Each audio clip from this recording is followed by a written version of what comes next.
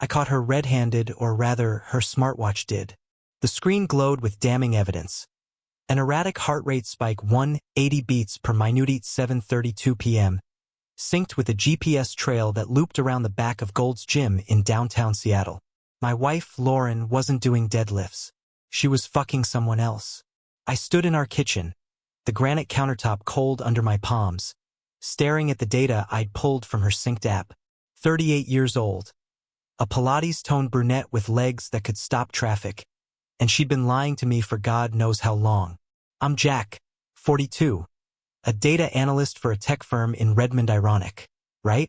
The guy who crunches numbers for a living, undone by a $200 gadget strapped to his wife's wrist. It started with a hunch. Lauren's girls' night, excuses had gotten flimsier, too many late returns with flushed cheeks and that faint, musky scent that wasn't her usual lavender perfume. I didn't want to believe it. We'd been married 12 years, built a life in our cozy craftsman house in Capitol Hill. But the watch, it doesn't lie. That night, October 17th, I confronted her.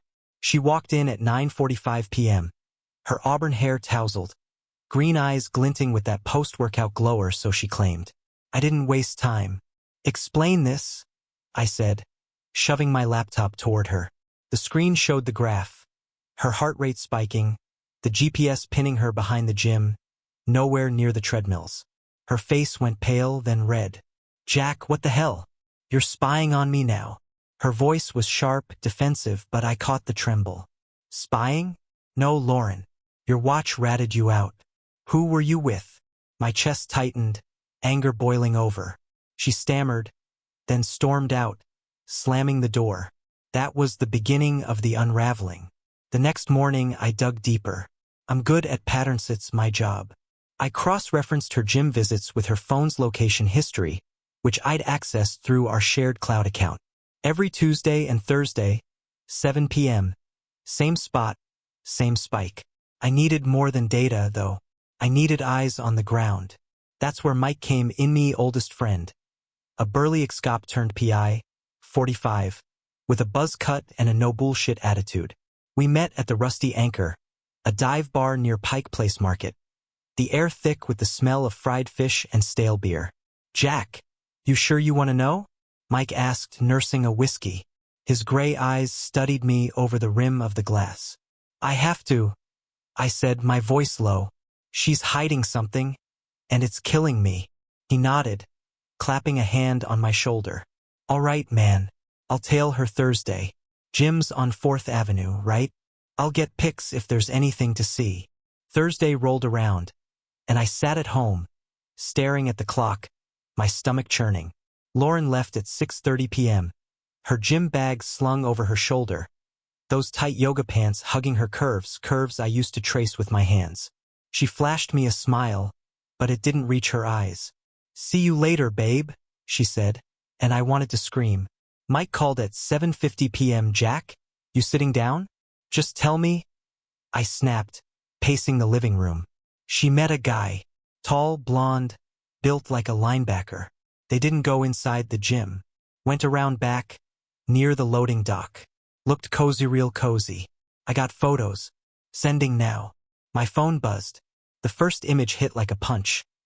Lauren, her slim frame pressed against some jacked-up asshole, his hands on her hips, her head tilted back laughing. The second showed them kissing, her fingers tangled in his hair. I threw the phone across the room, the crack of it hitting the wall echoing in my skull.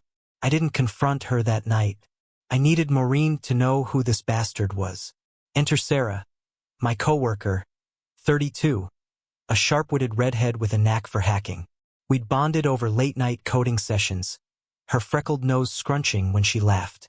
I trusted her, and she owed me a favor after I'd covered for her during a missed deadline. Jack, this is messed up, she said, sipping coffee at her desk the next day, her hazel eyes wide. You sure you want me poking around? I need a name, Sarah. Can you get into the gym's membership logs? She smirked, cracking her knuckles. Child's play. Gimme an hour. 50 minutes later, she slid a printout across my desk. Tyler Grayson, 35, personal trainer. Lives in Belltown. That's your guy. Blonde, 6'3". Looks like he benches trucks for fun. Tyler Grayson. The name burned into my brain. I googled him. Instagram full of shirtless selfies, all abs and smug grins. Clients raved about his motivational skills. Yeah, I bet. That night, I waited for Lauren to come home. She walked in at 10 p.m., her cheeks rosy, that same musky scent clinging to her. I couldn't hold it in anymore. Tyler Grayson, I said, my voice flat. She froze, gym bag slipping from her shoulder. What? Her eyes darted, searching for an escape. Don't play dumb, Lauren. I've got photos. You and your trainer behind the gym. How long? She opened her mouth, then closed it. Finally, she snapped, You're paranoid, Jack. It's not what you think. Then what is it? Your heart rate hit 180. You telling me that's from push-ups? I stepped closer, towering over her petite frame, her perfume mixing with my rage. It's none of your business, she yelled, shoving past me. Maybe if you weren't so obsessed with your damn data, I wouldn't need this. Need what? Him. I grabbed her arm, not hard, just enough to stop her. She yanked free, tears streaking her mascara. Yes, Jack. Okay. Yes. He makes me feel alive. You don't anymore. Her words sliced through me, sharper than any knife. The next week was chaos. I hired a lawyer, Tom Reynolds, 50, a silver-haired shark in a pinstripe suit. We met at his office in Pioneer Square, the Seattle skyline gray and brooding outside his window. She's got no leverage, Tom said, tapping a pen on his desk. Washington's a no-fault state, but we can use the affair to push for a better settlement. You want the house. I don't know what I want, I admitted, rubbing my temples. I just want her to hurt like I do. Tom raised an eyebrow. Revenge doesn't win cases, Jack.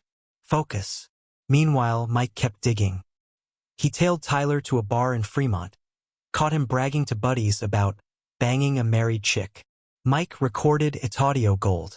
I listened to it alone, Tyler's cocky laugh making my fists clench. She's hot as hell, man. Husband's a nerduzent even lift. Then came the twist. Sarah called me late one night, her voice shaky. Jack, I found something weird.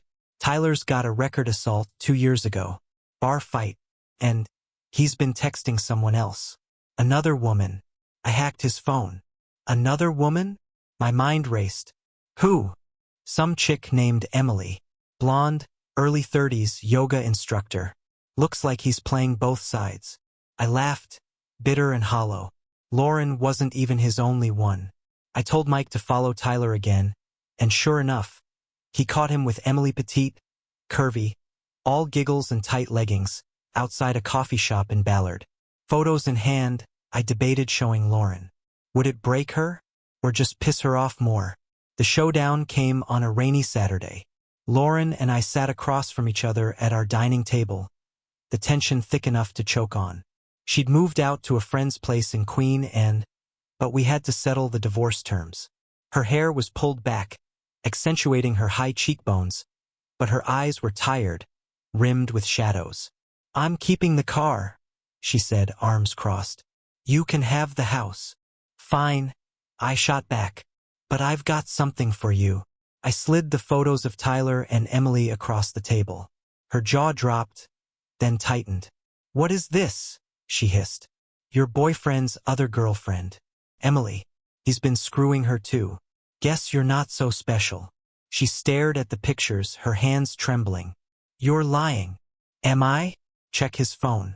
Or don't. I don't care. I leaned back, watching her unravel. You threw us away for a guy who's playing you. How's that feel? She stood, chair scraping the floor. Fuck you, Jack. You don't get to judge me. Don't I? 12 years, Lauren. I gave you everything. And I gave you nothing? She shouted, tears spilling. I was drowning here. You stopped seeing Mayo, just saw your perfect little life. I wanted to yell back, but something in her voice, raw, broken, stopped me. We stood there, silent, the rain hammering the windows. She grabbed her bag and left, the door clicking shut like a gunshot. Weeks later, the divorce papers were signed.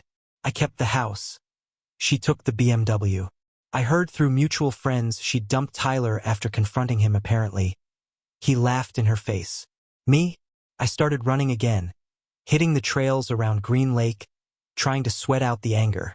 Mike dragged me to bars, Sarah cracked jokes at work, but the hole Lauren left didn't fill. One night, alone with a beer, I checked her smartwatch app still synced. Forgotten. Her heart rate spiked again. 8 p.m., somewhere in Tacoma.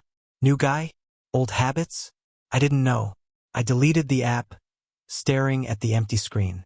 Was she happier now? Was I? The rain kept falling, and I didn't have an answer.